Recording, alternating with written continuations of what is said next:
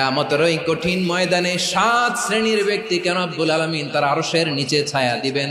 তার মধ্যে প্রথম শ্রেণীর ব্যক্তি হলো ইমামুন আদিল, যে ইনসাফের সাথে বিচার করে, যে জাস্টিস সমাজে সার্ভ করে, যে সুশাসন নিশ্চিত করে, ওই ইমামুন আদিল। আদিল শব্দটা বুঝছেন না? ইন্নাল্লাহা ইয়া'মুরু বিল আদল।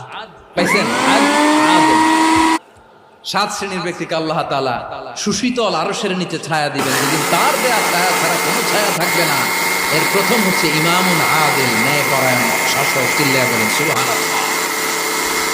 আবার বিশ্বনবী বললেন, ইন্নাল মুকসিতিনা ইনদাল্লাহি আলা মানাবিরা মিন নূর আন ইয়ামিনির রহমান। কিয়ামতের দিন যারা ন্যায় পরায়ণ হিসেবে আল্লাহর সামনে দাঁড়াবে, কিয়ামতের দিন রব্বুল আলামিন তার আরশের ডান দিকে ওই ন্যায় পরায়ণ লোকদের জন্য আরশের ডান দিকে একটা নূরের